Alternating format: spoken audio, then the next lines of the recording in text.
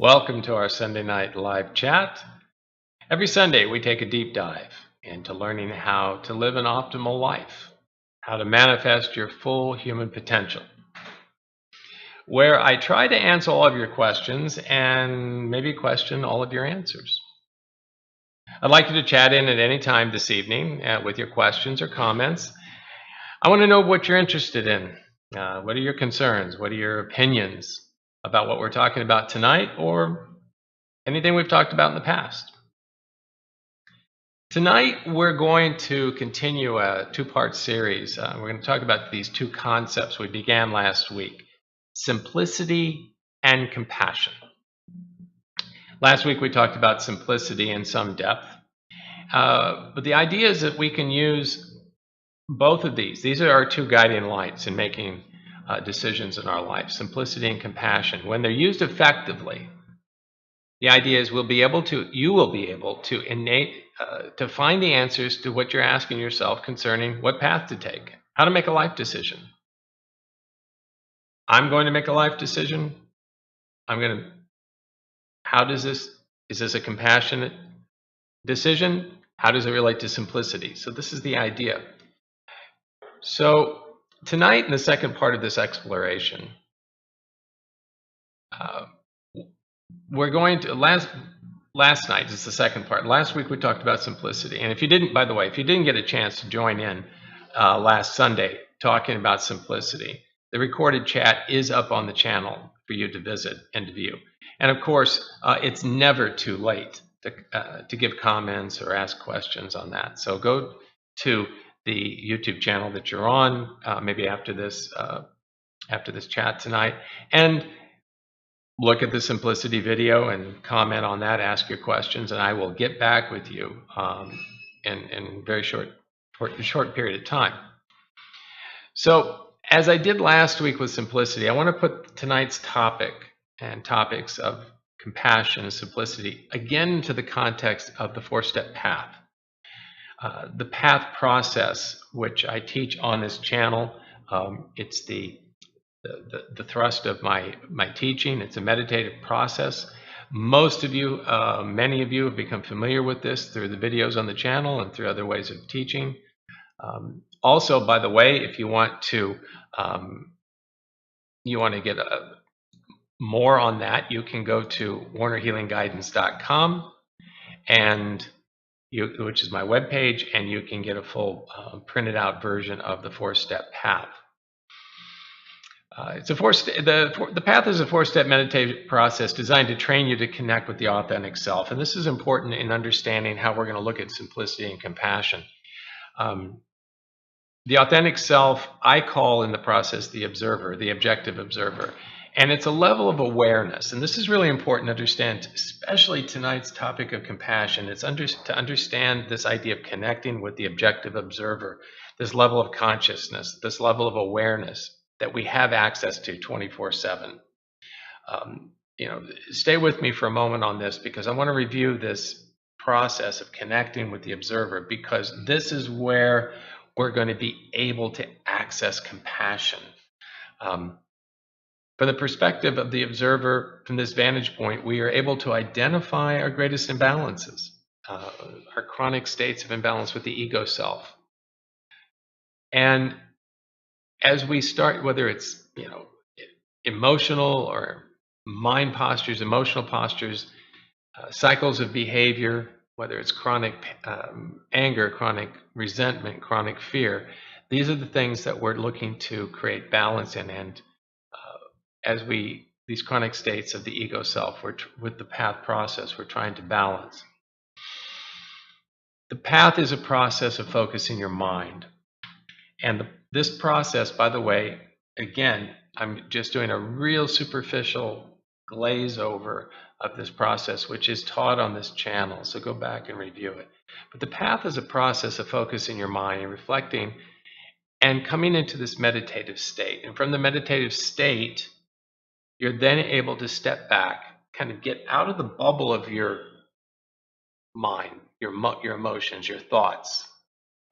And you're able to step back and look at yourself and connect with the observer perspective, this observer perspective or a place of awareness within you. And from here, you can assess your imbalances. Okay. This way of looking at ourselves, this way of stepping back and looking at ourselves, it's an intuitive way of knowing. I call it a heart knowing. Our intellect, our mind, our thoughts, our emotions, this gives us a head knowing. But the intuitive way of knowing, the knowing of the self, of the authentic, the observer, is a knowing of the heart. And when you're in this space of awareness of the observer, this is where it comes to the point tonight. You're connected to your source of wisdom, of discernment, and of compassion. So all of the path process, which I just briefly and very superficially went over, I did only to bring you back to the idea that using the path process to connect to the observer perspective puts you in a state of consciousness where you are able to access wisdom, discernment, and compassion. The mind, the outer mind, the thoughts, the cerebral cortex is not capable of compassion. This is a key element here. This is key. Compassion is a trait and a place of awareness that's only accessible by connecting to the authentic self, to the objective observer. And that's what the path process is about.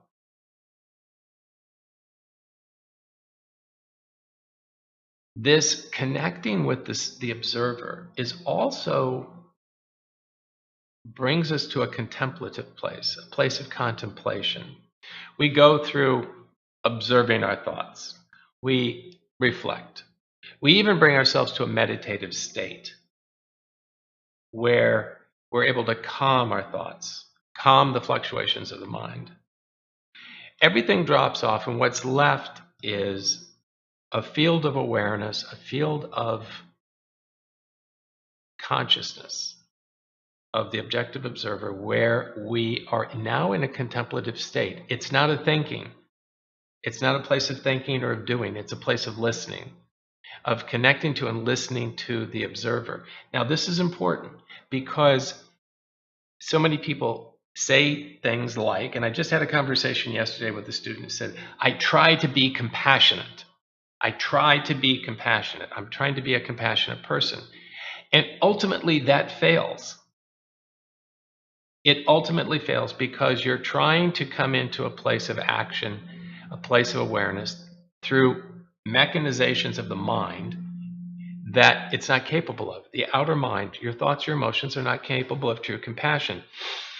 I want you to understand this now as we start to dive a little deeper. Just keep this in the back of your mind, what I'm saying. The mind is not capable of experiencing compassion. Only when you connect to the authentic self, the observer, are you able to tap into compassion. This is a knowing of the heart. I call it a heart knowing. And if you go to some of my other videos, you'll see I talk about this heart knowing versus head knowing, the knowing of the intellect. We have, in the human condition, we have a variety of ways of seeing.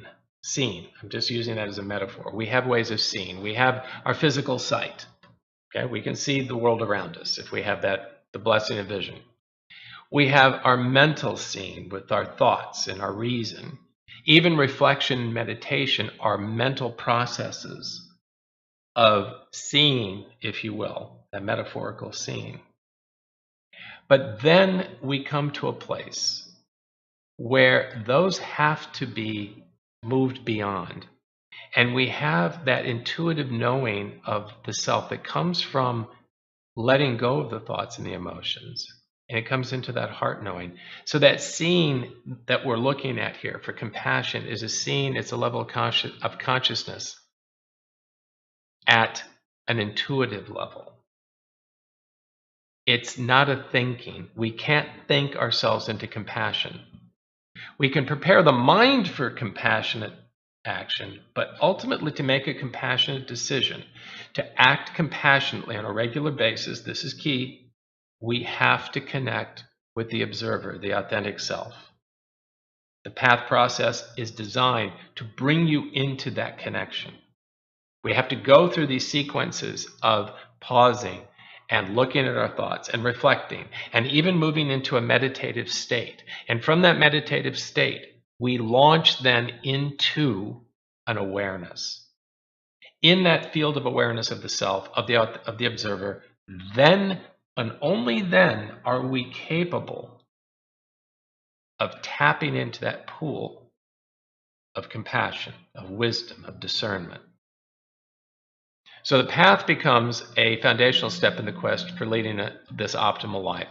And it just allows us a way, it's a process, it allows us a way to get out of our own way, to stop this merry-go-round of pain and suffering, and moving us towards clarity, balance, and out of reactiveness. It moves us to a place where we can let go and just listen.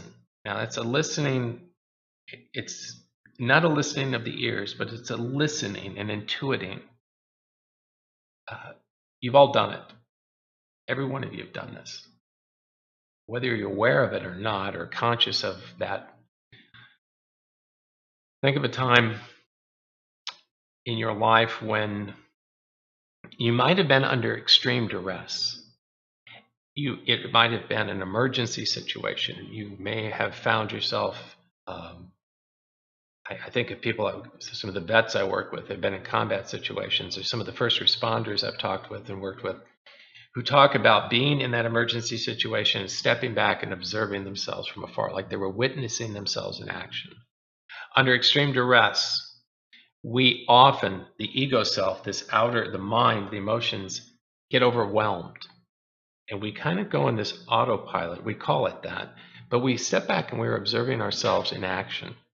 These are times where we're connecting with that authentic self, but not on purpose. Think of other times when maybe you're decision making, and whether it's a job, whether it's a relationship or a career choice, and you collect your data. What's the best choice here? On paper, this job looks perfect. It's got all the right elements. It's got the right salary, the right location, et cetera, et cetera. It's going to advance me in a certain way, but your heart says something different. It just doesn't resonate with me. My gut feeling is that doesn't work. But your friends, your family say, no, Doug, that's the way to go. Look at that. That's the way to go.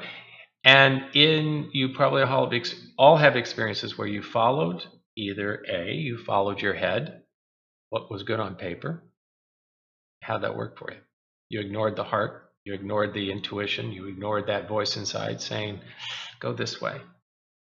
I know in my life that has not served me. When I ignore the heart and pay attention to the head all the time, it doesn't usually serve me. Vice versa, if you've had a decision to make where everything on paper looked, oh, that just doesn't make any sense at all. That guy, that woman, that job, that career, that move, it doesn't make sense, but my heart is telling me this is the one. This is it. And I follow my heart and not my head. It works for me. I don't know about you, but I suspect that you found the same thing. This is where we're going, this field of consciousness, this field of intuitive knowing.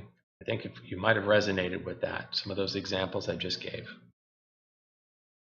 I'm saying all this ahead of time because I want you to review, go back, remember, recollect, even go back to your own practices of connecting with the self, because the better we get at doing that, better using the tools of the path to connect with the objective observer, to come into that intuitive place, is where we're going to be able to launch tonight's study of compassion. Now, compassion, the other side of the coin, I said last week and I say again tonight, is that any question in life, any big question in life, whether it's on a personal level, a family level, a business level, a national, a planet level, can be answered by marrying the question up with these two concepts. How does it compare to compassion and simplicity? If those are your two guiding lights, if those are your two litmus tests, any question can be answered. And if you don't think that's right, challenge me. Get on the chat tonight. Throw me a question. Throw me a scenario that you think might not fit. Or maybe give me validation that you found that this does work in your life. Now, the word compassion I use the word compassion instead of the word love because love in the English language in our culture has a lot of baggage. It's got a lot of meanings. It's got a lot of interpretations. But compassion is sort of set just a step back. It's a little bit, I hate to use the word higher, but it's a little higher category, if you will. It's a little more encompassing. And the word actually, from the Latin, compassione, it actually means to suffer with. And what compassion means for us is this ability to identify with the pain and the predicament of another living thing. You notice I didn't just say a person. This is important too. But we're able to identify and with the pain or the predicament of another living thing. Now that often, more often than not, we're talking about other people. But we're going to realize that we're connected to everything that's living, every living thing on the planet and the planet itself. And we'll go to that a little later. But I don't want you to confuse compassion and our use of this word tonight with any sentimental notion of love. That current cultural ideal of love is tainted and tied up with all sorts of ideas that and opinions that really will throw us off base. So one of the basic premises of tonight's talk about compassion is that to practice compassion, to work compassionately, you need a certain amount of emotional stability, emotional maturity, a clear vision, learning to be less reactive and more objective. And of course, that is coming from using the PATH process. Can I just build a little emotional stability? Can I look at my imbalances, create a little balance, and look at things with a little bit more emotional maturity? We need inner freedom. We need a certain amount of inner freedom to be truly compassionate. And the PATH process is about finding freedom. Your mission in life is about that freedom. It's about the freedom to be compassionate. Letting go of these things that you're not. Disconnecting from your chronic states of fear, anger, resentment. This is where we start to make a little bit of a connection with simplicity from last week. How does simplicity and compassion work together? As you simplify your life, you find yourself being less competitive, less striving, less opinionated, less judging. You start working from a paradigm of abundance, not a paradigm of lack. A little bit less climbing this imaginary ladder of success, stepping on others on the way up. We find that practice in simplicity, as we discussed last week, and by the way, you can go back and review that video, that live chat. As we become this, we simplify our lives. This is the natural progression of how we evolve. We start to work from a paradigm of abundance. You know, this current paradigm that our society works from is a paradigm of lack. Everybody's competing. There's not enough of anything apparently for everybody. Well, everybody's got to get their own. It seems not to be a paradigm of cooperation. But as we simplify our lives, we realize that we can move into that paradigm of abundance. It moves us away.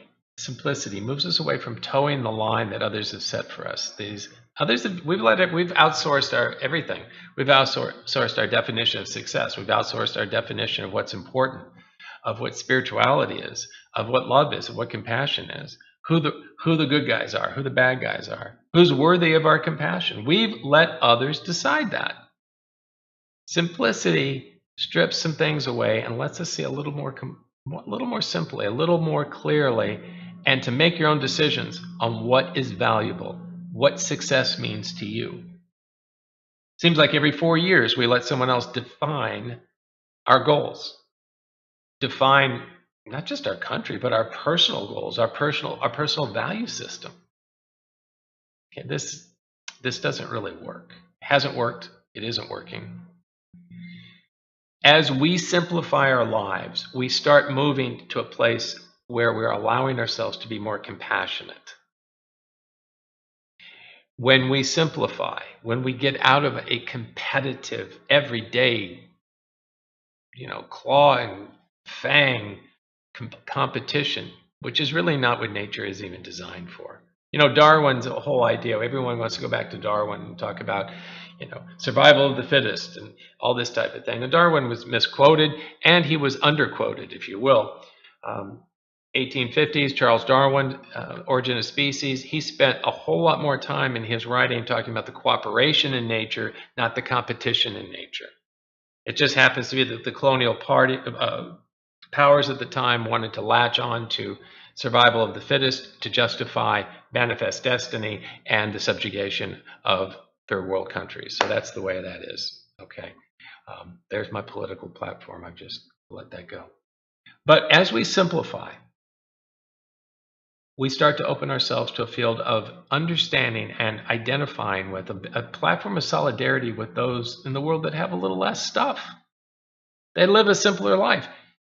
The way most people have lived since the beginning of humanity. Those of us in a particular culture, happens to be the dominant culture right now. We feel like we're at the top of the food chain. Guess what? 2/3, 3/4 of the world does not live in this place and have never lived in this place in the course of human events. As we simplify our lives, as we simplify our perspective, we're able to open ourselves more and more to compassion and to understand what that means. We move away from the need to manipulate or strive for popularity. We live in a paradigm of lack. We're made to think that there's not enough. And it leads to a model of winners and losers. And it really requires that there's a very small number of winners and a whole lot of losers. And this cultural, this economic paradigm requires that compassion has no place. Our paradigm that we work from right now as a culture is not a paradigm of compassion, and we need to move in another direction. And we need to do this on an individual basis. This is key. Once you have connected into that heart space, that observer space, it's a powerful place for social change. But I have a lot of friends, and I hope some of you folks are out there listening to me right now, or go back to this recording, because I have a lot of dear friends and students out there who I've taught for years.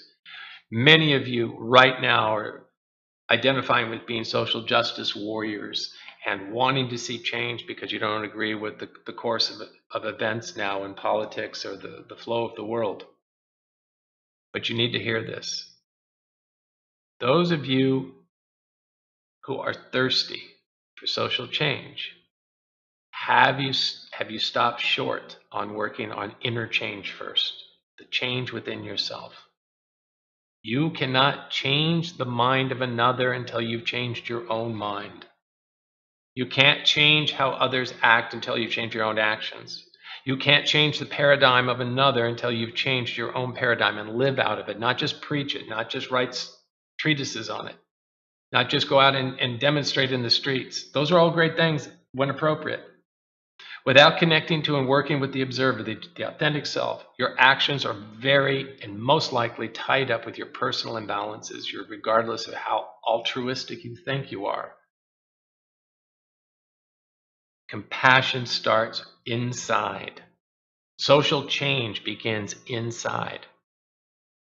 I'm all about that. I'm all about social justice and social change. But true simplicity, true compassion have to start with this practice. There is no other way. I didn't make this up. Every wisdom tradition in the world has said this from the beginning of humanity. Make your decisions from a conscious, compassionate space, a level of compassionate awareness, and then call things like it is. And do what your heart tells you then. Then and only then are you capable of making effective change. Otherwise, you are simply dancing to the tune of your own imbalances. Listening to the observer will lead you to acts of compassion. and wisdom by nature. The litmus test of this practice is just that. I don't have to be compassionate. This is key. Listen, please, you don't have to try to be compassionate. The more you try to be compassionate, the less it works. Let go. Drop back. Connect with the observer. Connect with your authentic self.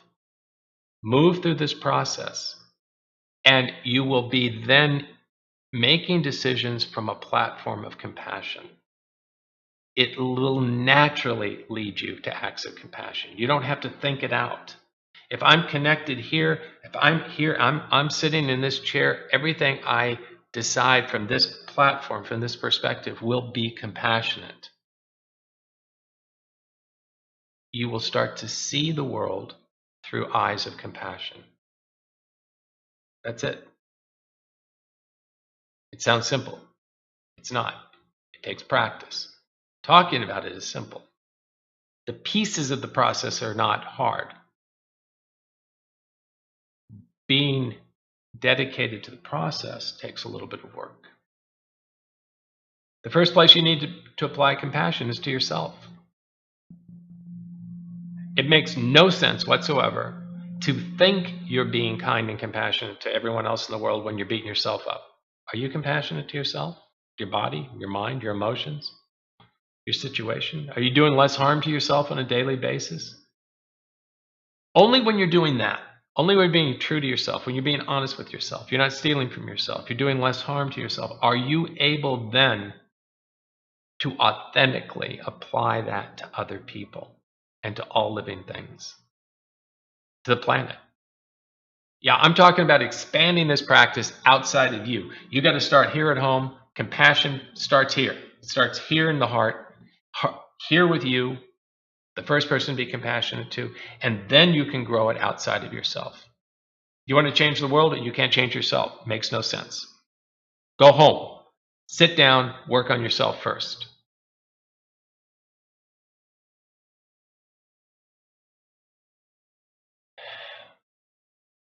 I believe we live in a compassionate universe.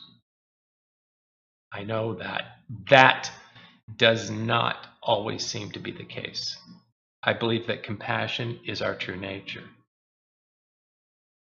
but we often resist it. When we look around the world and you say, Doug, you're full of it. This is not a compassionate universe. Look around. There are wars. There are atrocities. There's people doing really bad things to a lot of people. That's coming from, that non-compassion is coming from unaware, uncentered people. It's not the nature of the universe. It's the imbalances of individuals creating those acts. If we keep ignoring the compassionate nature of the universe, we're going down a slippery trail. It's brought us to where we are. Ignoring this compassionate and universal nature, it's thrown us out of harmony with ourselves and with our own home, the earth. We need a new story. We need to go back to the paradigm that really runs things, because we're fighting the flow here. Compassion is not so much a doing, but a way of being, a way of seeing. When you're connected to the authentic self, to the observer, and you're working from the space, you will naturally act compassionately. You'll be open, not shut down, not grumbling over who did you wrong, who's its fault. Okay. This is the ultimate simplicity. Just do this one thing. Work towards this one thing. Connect with the self. Work out of the authentic self, the observer. Follow that process. That is the simplest practice. Simple in its moving parts. It takes practice. It is a practice. But it's ultimately a spiritual practice. I haven't said this before. This is a spiritual practice. Connecting with the self. Working from a place of compassion. Working from a place of simplicity. This is a spiritual practice. It's not a religion. Keep working from a heart knowing, not just a head knowing. Doing the practice. This brings you into a spiritual practice. But beware very closely of the voices of the culture, the dominant culture. They're going to tell you to do the opposite. They're going to tell you to compete, to hate, to fear, to judge. That's moving you away from a platform of simplicity and of compassion. Compassion's a verb. It's a verb. It's not a noun so much. I mean, you can look it up in the dictionary. It'll say it's a noun. It won't say a verb, but I say it's a verb. It's a doing. It's a doing, and it's a choice. I'm choosing to do the work to come to that place. You know, I know in my own life, when I'm not working or I haven't worked from a place of compassion, I found every excuse in the world to be unhappy. Spent a lot of time there. Discontent. You know, Gandhi, we'll talk about this. I want you to put this in your head. Gandhi had a saying that I think holds to mind. If you want to find yourself, lose yourself in the service of others. I want you to hold that in your mind right now, because we're going to come back to that in a minute. Being unhappy and discontent, because that's about compassion. That's about getting out of your own head, out of your own small little self, and moving out and embracing the needs of others. Humans are most fulfilled when they're working and growing with others. They're working for something bigger than the small versions of themselves. We are at our best, the most compassionate, under circumstances requiring communion, coming together for our own fellow man. This takes you getting out of your own head space and getting into your heart space.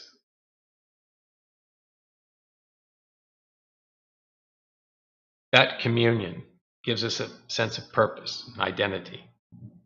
It keeps us in the flow. It really connects us with this idea of a compassionate universe. If your life is just about you and your needs, it's stale and boring. Anybody raise their hand if your life is stale and boring? Stale and boring, raise your hand. I see you. I can see you all out there. Stale and boring. Why am I stale and boring? Why is my life that? Because it's about you. Trust me. You get out of your space and start asking, what can I do? How am I needed? Your life will no longer be stale and boring. Humans, we need to be needed. We need to feel significant and needed. And each one of us is significant and needed. But we fail to see that when we're wrapped up in our own advancement, our own lives. You know, there's a story. It actually started as a story, and it actually got, I don't know if some of you are old enough to remember Twilight Zone TV program, but this story was in a Twilight Zone episode, and I love this story. So here it goes. So this guy dies. He dies, and he then, in quotes, wakes up, and after his death, he wakes up into this beautiful penthouse suite, and it's full of all this great stuff, furniture and whatever. And there's his butler, if you will, standing there in a beautiful white suit. And the guy wakes up and goes, well, you know, where am I? And the butler says, well, sir, you've passed. You know, you're on the other side. You're in the other world. Oh, wow, okay. And so who are you? Well, I'm your servant. I can, you know, what is it you want? And so the guy says, well, you mean I can have whatever I want? He said, yeah, whatever you want. So here we go. We go into this whole thing of this guy who's died. He said, well, I'd like to have a filet mignon dinner, and I want it served in the room. And so he starts going down this thing, and he gets whatever he wants. So I want to go out gambling. I want to go out and chase women and what have you. So he's able to go out and do all these things, and he comes back, and you know, this happens for a while. He gets everything he wants. He goes out and gambles. He never loses. He goes out and he, you know, tries to pick up attractive women. He gets the most attractive women, never loses, never gets said no to. And this goes on for a while, and finally one night he's sitting there in his beautiful penthouse suite, and he's sitting there and he's slumped down, and he says to the man butler, and he says, yeah, this is great. This is all good and fine. Is there anything I can do? Is there any kind of work I can do? Butler looks at him and says, no, what do you mean? Don't you have everything you want? He said, yeah, this is great, but all this wonderful stuff, it's kind of boring. It's kind of stale. He said, isn't there any significant work I can do? Maybe go work with my hands or maybe go whatever. Is it? Oh, I'm sorry, sir, that's not allowed here.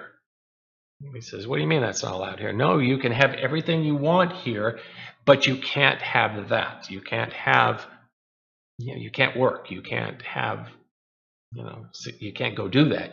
I can't offer you significant work or this type of thing. And the guy says, well, wait a minute.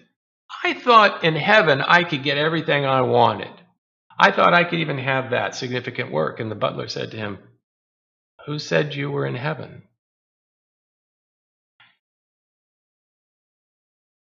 Hell is not being needed, not being significant, not having purpose. So we think that heaven is, or this wonderful state of being is having everything we want. No, it's about being significant. It's about being connected. I was watching the video the other day, and it reminded me of my producer Rob turned me on to a video that was really significant. It reminded me of something from some historical realities. During World War II, during the Blitz, where the Germans were bombing the snot out of London, 1940-ish, the Germans had this idea that they could bomb the English into submission. And they were well wrong about that. And what happened is that this sociological phenomena, this human phenomena of people not being demoralized by this common threat, but by being galvanized, by being unified, coming into communion and helping their fellow man, and moving above themselves, getting out of their small versions of themselves and connecting. That's the key. Connecting, really tapping into compassion for their fellow humans under this external threat. It made them stronger, not weaker. What the Germans didn't realize, what the Nazis didn't realize, is that they had created a force that they could not bomb. They had created a force that was beyond them, and we have that force available to us all the time. We saw that in this country post 9/11. After the country came together, and all of a sudden all of our petty differences seem to be trivial.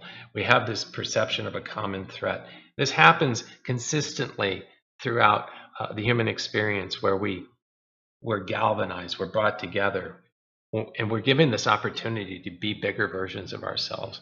We're given an opportunity to let our small versions of ourselves go and come into that field of awareness where compassion is at our fingertips. That's what we're talking about. Life becomes simple.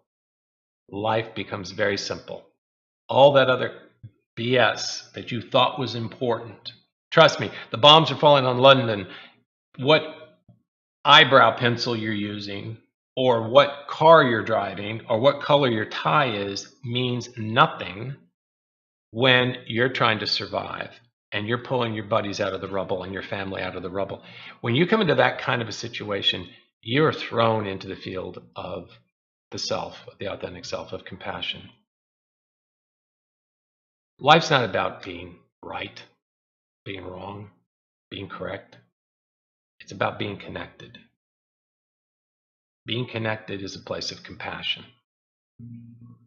We get there through a practice of simplicity, connected to yourself, to others, to your true nature, to the earth. Okay, so I've had a couple of questions in this last week. I've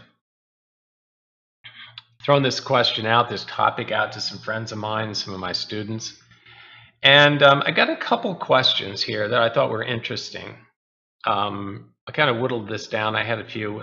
These two, I think, synopsized what I was trying to get across this evening. So the first question came to me. This lady says, Doug, I want to be a compassionate parent, but I don't want my kids to run over me. And I can understand this. They think my being compassionate is weakness. How do I handle this? I don't want my kids to run over me. Thinking compassionate is weakness. So I'm a parent. I've got 2 grown kids. I've got a grandchild who's at home with me, 3-year-old, 3.5-year-old. So I get to practice this whole thing over and over again. So I'm getting really, really adept. All the mistakes I made before, now I get to correct them, right? Being a compassionate parent usually does not look like compassion to the child. I'm going to tell you that right now. I remember listening to a parenting coach. I think it was a video once, and it said that if you're friends with your kids, if you're buddies with your kids up until age 18, you're probably doing something wrong. After 18, it's different. And I kind of fall into that. I think that's fairly true.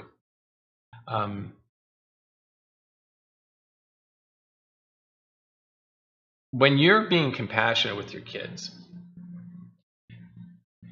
it looks different. The kid, I'm looking at my 3-year-old. Let me just use my 3-year-old granddaughter. My granddaughter comes to me and says, Grandpa, I want candy for dinner. And I say no. Well, to her, that doesn't look like compassion. I don't look like a nice guy. She wants candy. But I have a perspective. I have a perspective as an adult that the child doesn't have. I have this wisdom of having lived longer, maybe read more books or what have you. I've made my own mistakes. And it gives me this perspective. So when I say no to that, it looks to that child like I'm a meanie. I'm a terrible person. In fact, it looks like the opposite of compassion. But because I have this perspective, this field of knowing, I can make a compassionate decision. And by saying no, you're going to eat the healthy food. You're not going to be popular, but it's truly a compassionate act. And only when the child comes to a place of awareness that you have will they recognize that as a compassionate act. They're just reacting out of their cravings. They don't have an understanding of what's going to cause them harm.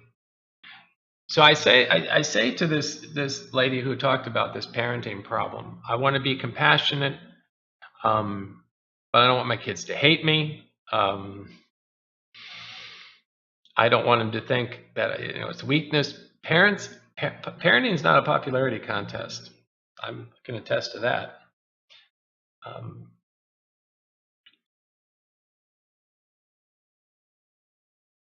Until they gain their own basis of awareness, your children are not going to think what you're doing is compassionate. So the observer, our relationship to the objective observer is very similar as the wise parent. The outer mind, the ego self, is kind of like the child, subject to its immediate cravings, its imbalances, its randomness, its fluctuations of thoughts and emotions. When we tap into the objective observer way of seeing things, that perspective, it's as if we're going back to that parent, that wise parent. And that observer, like the wise parent, is that pool of wisdom that we want to feed the child or ourselves with. If we listen to its advice, as if the child listens to the advice of the parent, it's going to lead us into right action. So the interesting thing is that when what's the lesson here for us on it going forward? Compassionate action to the uninitiated, to the unaware, doesn't always look compassionate. Doesn't always look like you're doing the nice thing. Doesn't always look like you're doing the kumbaya thing. But when I'm taking action that I know is compassion, I know by intuiting is compassion, the world, because it's immature, because other people are not seeing the same perspective, they may look at it as, oh, you're being hard, you're being a disciplinarian, or you're being strict, or you're being restrictive, or whatever it is. The outside world's not going to recognize compassion always as compassion. And this is something we have to understand, and this is something you have to bear with. It doesn't mean being compassionate does not mean being passive, weak, or being a doormat. It doesn't mean allowing yourself to get run over or taken advantage of. So when we don't allow that, the world say, "Oh, you're not compassionate. You're not allowing yourself to get run over. You're not allowing yourself to be taken advantage of." No. Who's the first person you're being compassionate to? Yourself. It doesn't mean that you allow someone to harm your loved ones. You take appropriate action. You respond to the situation. You don't react to it. We talk about this more later and some of the other things we've talked about. Responding appropriately, not reacting.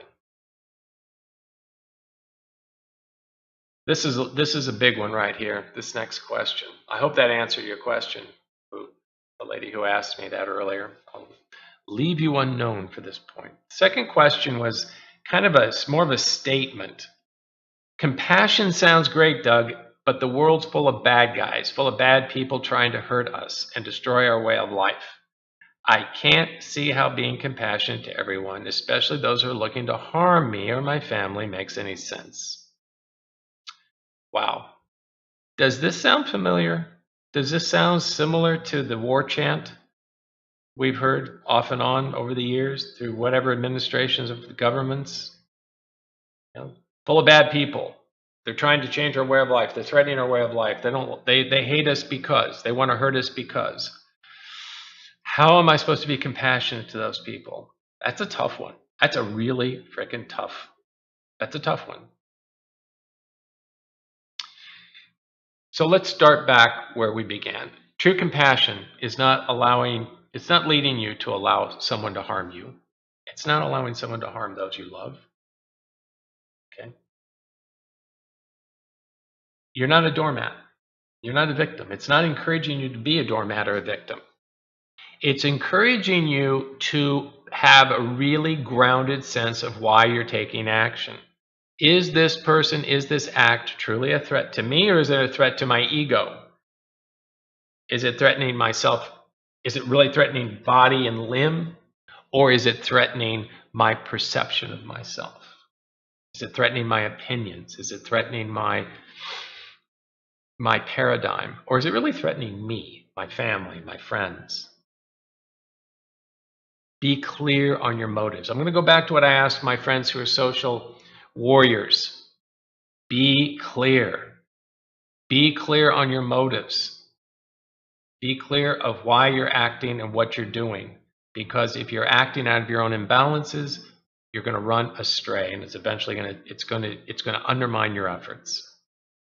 Be clear on how you make an assessment, who the good guys are and who the bad guys are.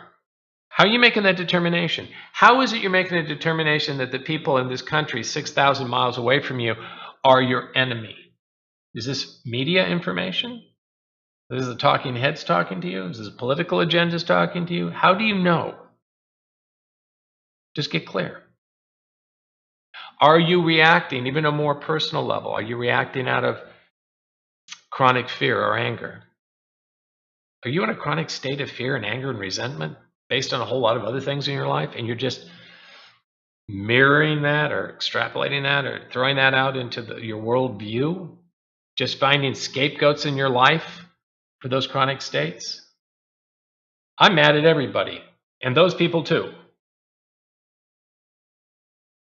Make your decisions from a conscious, compassionate space, from that observer perspective.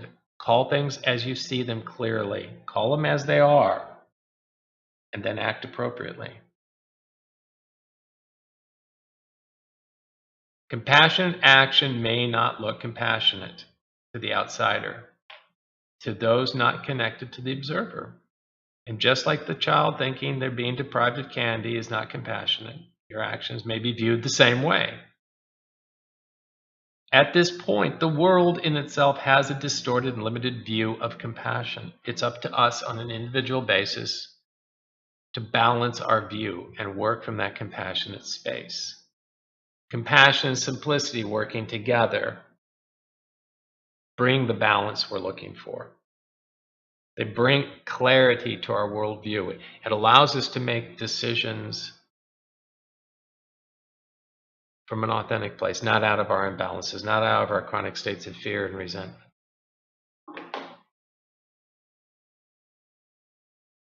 So, we have anything, Rob? We have any ideas coming from the gang?